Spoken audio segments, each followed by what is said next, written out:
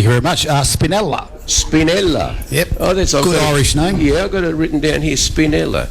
Where are you from, Phil? What part of Italy do you come from? From the indigenous part, Calabria. Oh, Calabria. Oh, half Calabrese and half Pugliese. Mum's born in Puglia, and well, I'm interested in both of those sides. The Calabrese side. What's the nearest big town? Well, Dad was born in Reggio, Calabria, right. And the nearest town, I guess, was Brancaleone. I'm not sure whether you know that. I know Brancaleone, and I know people. Was it Brancaleone? Brancaleone, yeah. I know people whose surname is Brancaleone. Yes, yeah. There's a couple of and locals. the Puglia link, where does that come from? Well, so Mum's side was originally from Puglia in Bari. Bari. It's a beautiful city too, Bari. Have you been there? No, haven't. Maybe next year we might you venture should out. go, that's right. Now, Phil, you run this men's shed, which I've heard all about. You've had some big names come. I see Jeff Kennett is one of the people. Correct. What's the idea behind it? Well, the concept began, I guess at the end of 2021. We were coming out of COVID times, and close personal friend of ours suffered from a couple of mental health issues, and we decided that we'd put together this informal gathering, if you like, just to create a bit more awareness for men that may be suffering similar fate. And so Men's Shed Venator Club was conceived, and our first session, I think we had about 70 odd guests, and it just grew from there. We've had upwards of 220, 230 men attend on any given month. So it runs on the first Tuesday of every month from March through to November. Phil, are you surprised by what's come out during these meetings that you have? Because, men, I know all of us here, we're from well, maybe not you, James, because you're a bit younger than us, but we're from a particular generation where we don't talk about stuff like that. Even if we have any issues, we keep it to ourselves, even hide it from our families and wives. So were you surprised by the discussions that have been had? Yeah, absolutely. I mean, we've had some really good guests, and a lot of them really touched on that particular subject, that men don't like discussing their personal issues. They put on a brave face. Even their closest associates and friends won't realise what they're suffering, and whereas the fairer sex, the women, tend to openly discuss it. They communicate. They do. They'll have a coffee, between friends, and they'll discuss what's going on in their lives. Whereas blokes are a bit different. They tend to hold it within.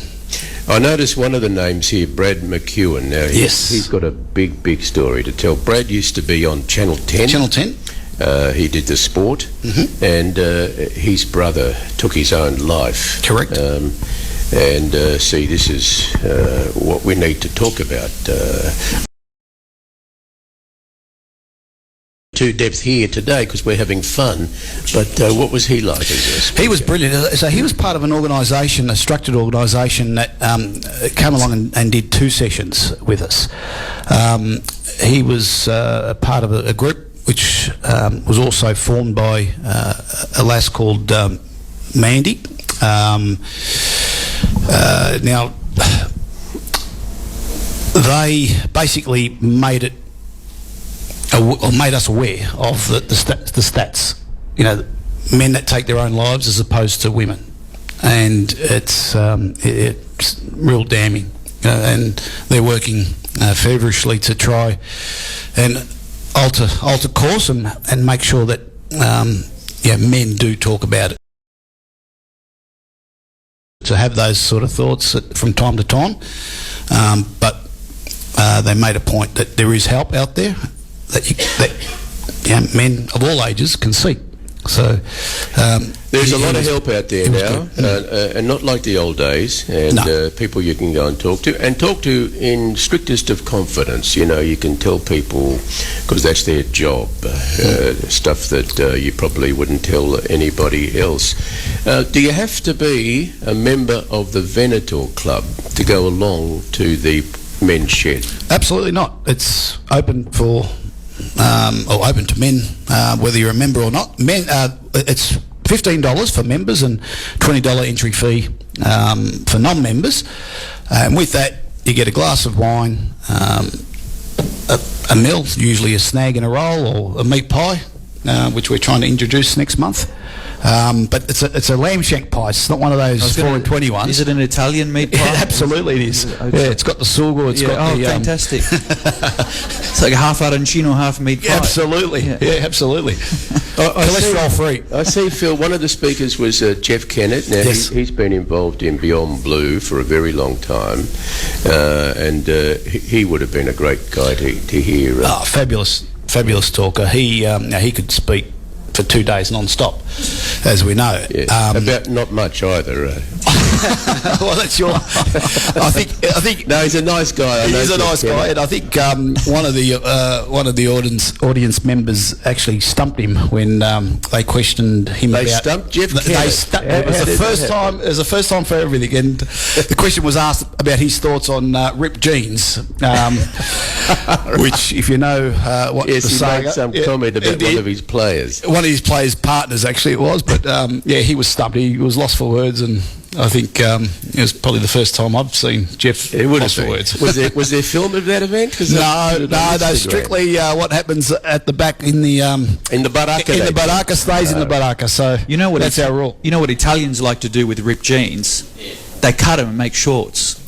Correct. Yes. My mum would cut them and go. Yeah, my mum used to sew it up. Yeah. You know, you sew it up. You pay double the price, which for defeated the purpose. Or put a patch. Yes, put a patch. In fact, James, when we had the banana plantation in Coffs Harbour, we were ahead of the pack, you know, because in the 50s, in the 60s and 70s, we used to wear pretty much the same clothes every day, all right? And if there was like a tear, Mum would patch it up. And then we had all these different coloured patches on our pants.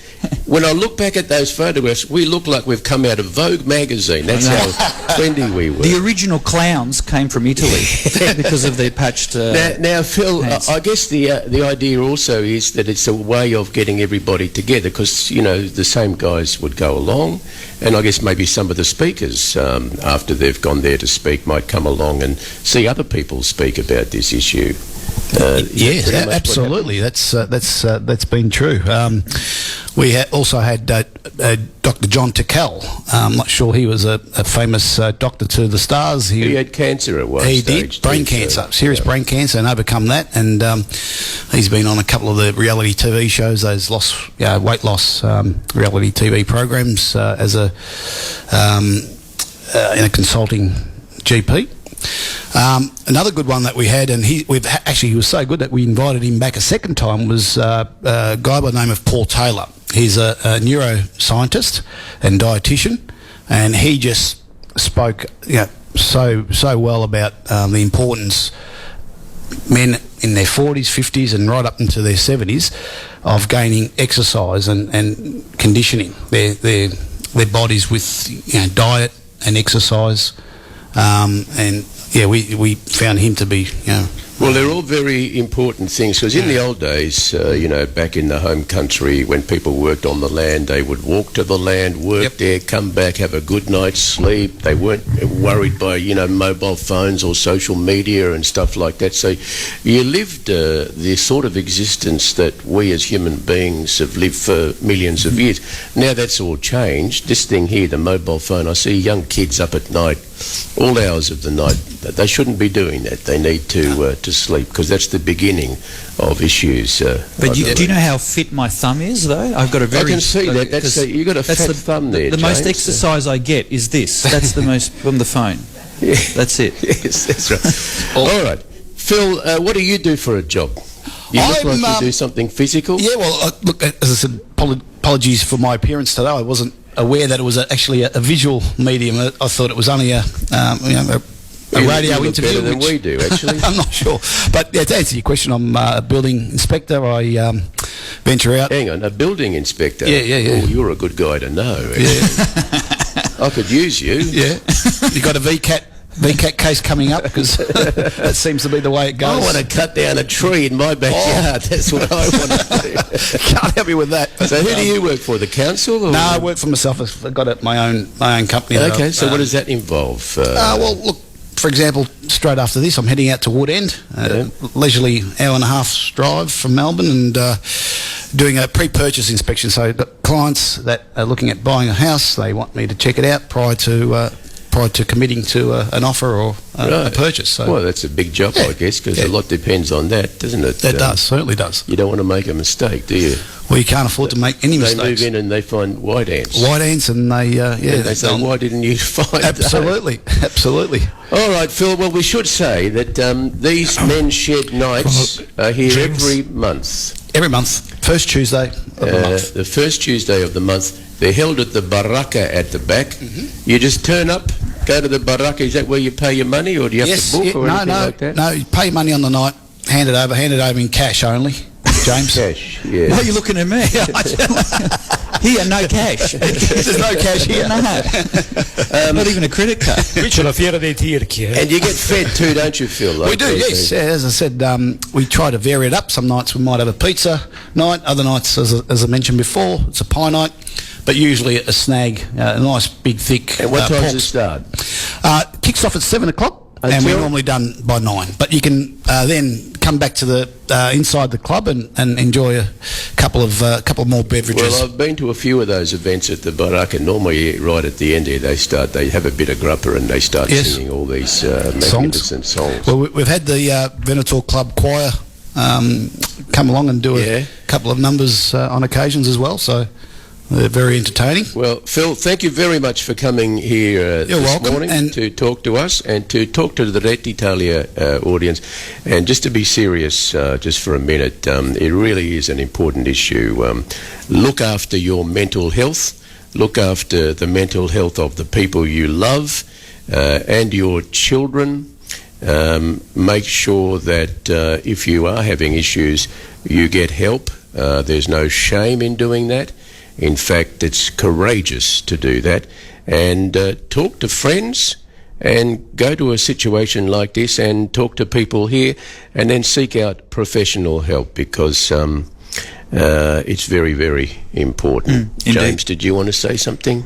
No, I agree with everything that you've said, and the stats show, as you said, that unfortunately, men in particular, of all different ages, there's a high rate of mental illness in men for all kinds of reasons. So, as Tony said, I think that's the biggest thing. There's no shame, because a lot of it's all about shame. Well, I think in the Italian community it has been, but people need to understand that more than 2 or 3 in 5 will suffer from mental illness at some stage in their life, if that's just depression or anxiety or something like that. So people sitting next to you might be suffering from it right now, and you might not even be aware of it. Phil, thank you very much. Anything else you wanted to say? Before I head off, I'd like to...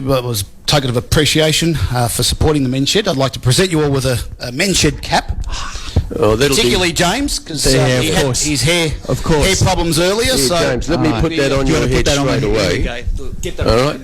Ah, beautiful. Now, it slipped off. È entrato subito il cappello. Daniele. One for Daniele. Let me see you put that on. Tony, now the logo actually resembles a well-known establishment in Melbourne, we've been told, but I can assure you that it wasn't designed what establishment would that be? I don't know. It's a dancing establishment. Looks like a strip club to me. You said it, Tony. I mean, Tony. Not that I've been there myself. It's only 10:30, Tony. But that is Phil Spinella, ladies and gentlemen. Give him a big round of applause, and he does some wonderful work here at the Venator Club. Okay, we're going to hear another song, James. You want to go?